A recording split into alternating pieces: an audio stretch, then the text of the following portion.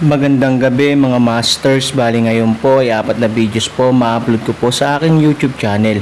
Tama nga mga masters, 4 na videos nga po ang ma-upload ko po. Yon, what's up mga masters, nandito na naman tayo sa panibagong araw, panibagong kabanata na naman ang pagsasama-samahan natin ngayon guys.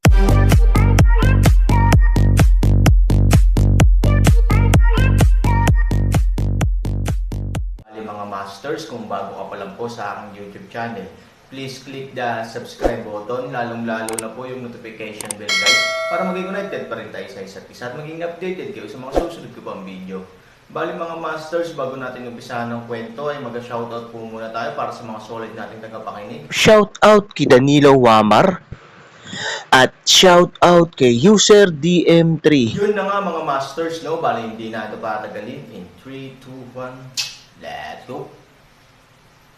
Mga master, magbabalik tayo sa pag-upload ng 4 na videos everyday simula ngayon araw. Salamat sa solid na pagsuporta mga master.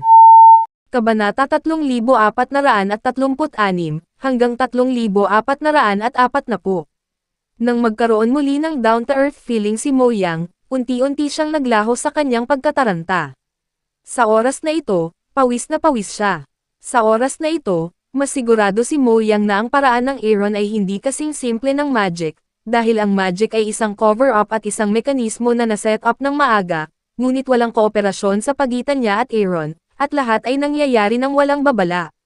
Ngunit para mapaniwala si Mo Yang na ang Aaron ay talagang ipinanganak mula sa hinaharap, hindi pa rin siya makapaniwala. Kung tutuusin, masyadong misteryoso ang ganitong bagay para maintindihan ng mga ordinaryong tao. Ikaw, reborn ka ba talaga from the future? Tinanong ni Mo Yang si Aaron. Kung peke ito, hindi ko alam kung paano nangyari ang lahat, ngunit nangyari ito. Sabi ni Aaron. Nag-isip sandali si Mo Yang at tinanong si Aaron, ano ang aking kinabukasan? Ano ang nangyari sa akin pagkatapos kong magretiro sa mundo? Sa pagsasalita tungkol sa bagay na ito, hindi napigilan ni Aaron na matawa, dahil noong una niyang nakilala si Mo Yang, hindi niya akalain na mayroon siyang ibang pagkakakilanlan. Noong nakilala kita, isa kang tindera, at napakakuripot na tindera. Sabi ni Aaron, tindera. Gulat na gulat ang mukha ni Mo Yang. Ang amo ng gray area ay nagbukas ng kantin, na nagparamdam kay Mo Yang na medyo na out of place. Bukod dito, pinagpantasyahan din niya ang kanyang buhay pagkatapos magretiro sa Jiangho, na walang kinalaman sa kantin. Bakit hinahanap? Curious si Mo Yang. Dahil ayaw mong humitit ng sarili mong sigarilyo. Sa tuwing bibili ako ng sigarilyo, ikaw ang magkukusa na pagbuksan ako nito at ikaw na mismo ang kukuha. Paano ka magiging boss sa mundong ito? Paliwanag ni Han. Agad na umiling si Mo Yang, sinabi, imposible, paano ko magagawa ang ganoong bagay? Hindi lang yon. Mamaya, pagbalik mo, nanghiram ka ng malaking pera sa akin. Sumimangot si Han Sanchen at pinag-isipan itong mabuti. Nakalimutan niya ang eksaktong numero, ngunit hindi bababa sa ito ay higit sa 100 milyon. Sinabi niya, may utang ka sa akin ng 100 milyon. Nakanganga si Mo Yang sa Aaron. Ang buong yaman niya ay 10-10 milyon lamang. Daan-daang milyon ang utang niya. Paano ito magiging posible? Don't mistake me. Paano ako magkakautang ng napakaraming pera? Mabilis na iniunat ni Mo Yang ang kanyang kamay, hindi para sabihin kung totoo o mali ang mga bagay na ito. Kung hihilingin ngayon sa kanya ni Aaron na ibalik ang pera, hindi niya magagawang lumaban sa paraan ng Aaron, ngunit hindi kayang gawin ni Mo Yang ang napakaraming pera. Don't worry, I don't want you to pay back the money. Totoo naman ang sinabi ko, pero wala akong pakialam. Sabi ni Aaron. Sa pagtingin sa kahangahangang hitsura ni Han Sanya, talagang hindi alam ni Mo Yang kung dapat niyang paniwalaan ang kanyang mga salita. Kung tutuusin, ang muling pagsilang ay katawa-tawa at hindi ka panipaniwala, ngunit ang kanyang sinabi ay tunay na totoo. Lalo na ang eksena ngayon lang, hayaan mo nang mas malalim ang pakiramdam ni Mo Yang. Sinabi mo ang mga ito, talagang hindi ako niloko. Same time na tanong ni Mo Yang, umaasang makakuha ng totoong sagot. Oo, tinitigan ni Aaron si Mo Yang, mariing tumanggo at sinabing, kung may kalahating kasinungalingan, kumukulog ang langit. Huminga ng malalim si Mo Yang. Sa oras na ito, nagsimula siyang maniwala sa sinabi ni Aaron, dahil ang nangyari ngayon ay walang katotohanan, ngunit walang nakitang mga depekto si Mo Yang.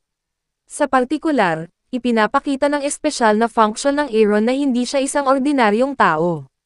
Dahil hindi ako ordinaryong tao, parang hindi pangkaraniwan ang magkaroon ng kakaibang karanasan. Naniniwala ako sa'yo, sabi ni Mo Yang.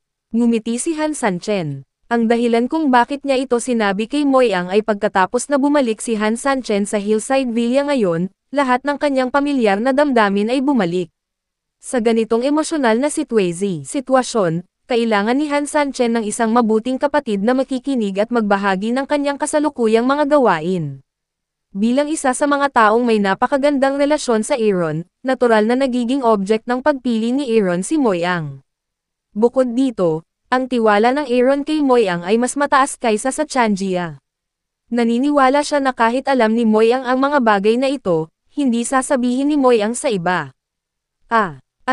May itatanong ako sa'yo. Nag-aalangan si Mo Yang sa Aaron. Sa pagtingin sa mapanlokong ugali ni Mo Yang, alam ni Aaron kung ano ang tumatakbo sa isip ng lalaking ito at nakangiting sinabi, gusto mong malaman kung sino ang babaeng iyon at kung saan, hindi ba? Tumanggo si Mo Yang. Dahil siya ang babaeng mahal na mahal niya sa hinaharap, at isinuko pa ang mundo para sa kanya, natural na gustong malaman ni Mo Yang kung sino siya at kung saan siya nakatira ngayon sa lalong madaling panahon. Hinukay ni Aaron ang kanyang mga tainga at kusa niyang sinabi, narinig ko lang na may nagsabi na hindi ko ibibigay ang buong kagubatan para sa isang puno. Mali ba ang narinig ko? Hey, nakangiting sabi ni Mo Yang, Mr. Aaron, gusto ko lang makita kung anong uri ng babae ang karapat-dapat na isuko ang buong kagubatan. Tawagan mo ako ng 3,000. Sinabi ni Aaron na tinatawag siya ng ibang tao na Mr. Han. Walang mararamdaman ang Aaron, ngunit ang dalawang salitang ito ay lumalabas sa bibig ni Mo Yang.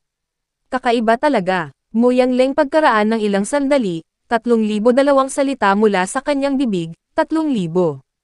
Hindi ko alam ang tungkol sa kanyang pagkakakilanlan at background, ngunit maaari kong tulungan kang maalala ito sa aking memorya. Sabi ni Aaron, pagkatapos ay kailangan mong tandaan. Hindi makapaghintay si Mo Yang na sabihin. Maingat na naalala ni Aaron, para sa pagkakakilanlan ng hipag, talagang hindi niya alam, ang kanyang pangalan ay tila Liu Fang. Kung tama ang pagkakaalala ko, dapat siya ay mula sa Tungyang County, naisip ito ng Aaron at sinabing, Tungyang County, nasaan ito? Sumimangot si Mo Yang, hindi ito dapat ang county na malapit sa Yuncheng, dahil hindi pa niya ito narinig, alam ko rin na kilala kita. Halos hindi ko pa siya nakikilala, at wala akong masyadong narinig na binanggit mo siya. Sinabi mo sa akin lahat ng mga bagay na ito pagkatapos niyang mamatay, sabi ni Aaron.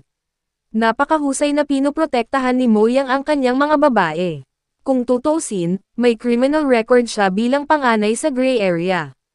Alam niya ang paraan para saktan ang kanyang asawa at mga anak, kaya karamihan sa mga tao ay hindi man lang nagkaroon ng kwalifikasyon upang makilala ang isang babaeng Mo Yang. Gayunpaman, sa huli, may nangyaring mali. Ang pangunahing dahilan ay nagretiro si Mo Yang sa mundo. Sa kalsadang ito, hindi madaling umalis, at halos imposible na umalis sa kabuuan. Nakahanap man siya ng mapagkakatiwalaang lalaki sa oras na iyon, magbabago ang kanyang puso, lalo na dahil sa mga interes. Sino ba talaga ang makakapit sa orihinal niyang intensyon? Naghahanap ako ng mapag-inquire. Hanggat naririto ang lugar na ito, mahahanap ko ito. Sabi ni Mo Yang. Nauna nang nagkita sina Aaron at Su Yingxia, at ngayon, tila ang parehong sitwasyon ang mangyayari sa pagitan ni Mo Yang at Liu Fang. Gayunpaman, hindi magagarantiyahan ng Aaron kung mauulit ang mga lumang bagay pagkatapos makatagpo ni Mo Yang si Liu Fang. Kung tutuusin, may malaking pagkakaiba sa pagitan ni Mo Yang at Aaron. Dahil sa pagmamahal ni Aaron kay Ivory, tinanggihan niya ang tukso ng lahat ng babae. Pero iba si Mo Yang. Nasa bulaklak pa rin siya. Kung makakatakas siya dahil kay Liu Fang ay hindi pa rin alam. Nang umalis si Mo Yang sa Hillside Villa, gabi na.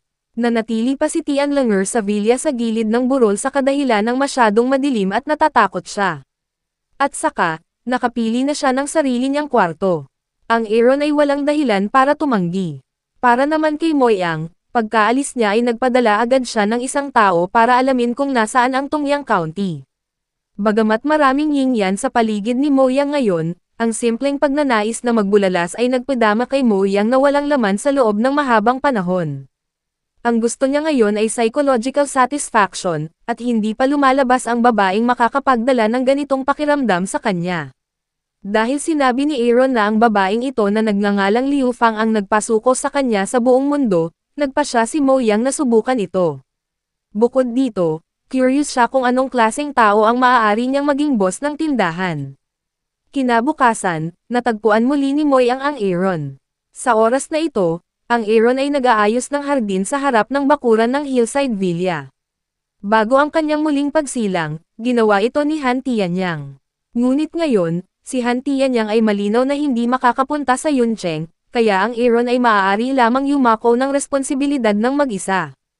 Bigla kang lumapit sa akin, hindi ka na ba nagdududa sa akin? Sabi ni Aaron. Umiling lang si Mo Yang. Mula sa sandaling pinili niyang paniwalaan ang Aaron, hindi na siya nag-alinlangan sa Aaron. Bukod dito, ang kakayahan ni Aaron ay lubos na nagpatunay na hindi siya dapat pagdudahan.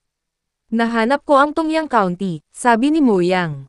Aaron lang saglit, ang aksyon ng taong ito ay talagang sapat na mabilis, isang gabi upang mahanap, ito rin ay nagpapakita na si Mo Yang ay hindi makapaghintay na makita ang saloobin ni Liu Fang. Ngunit dahil nahanap niya ito, hindi ba dapat papunta na siya sa county ng Tongyang? Paano niya mahahanap ang sarili niya? Nilinggan ni Aaron ang kanyang ulo, tiningnan si Mo Yang pataas-baba, at nakangiting sinabi, wala ka bang lakas ng loob na pumunta? Papayagan mo ba akong samahan ka? Awkward na nanguna si Mo Yang. Bagamat hindi niya sinagot ang tanong ni Aaron, ang kanyang pagganap ay nakumpirma na ng Aaron ang sagot. Dahil dito, hindi makapagsalita ang Aaron. Ang taong ito, gayunpaman, ay ang boss ng gray area. Pinayuhan pa niya ako sa bagay na ito. Nakakatawa naman. Hindi napigilan ni Aaron ang pagkibot ng sulok ng kanyang bibig at nagpatuloy, Mo Yang, ikaw ang dakilang boss ng Cloud City. Niwala kang lakas ng loob na makipagkita sa isang babae. Gusto mo bang pagtawanan ang malalaking ngipin ko? Dahil pinagtawanan ni Aaron Libo, mas napahiya si Mo Yang. Hindi ko alam kung ano ang kinakatakutan ko, sabi ko. Pero kung sasama ka sa akin, mas magiging komportable ako. Maiintindihan talaga ng Aaron ang pakiramdam na ito ni Mo Yang.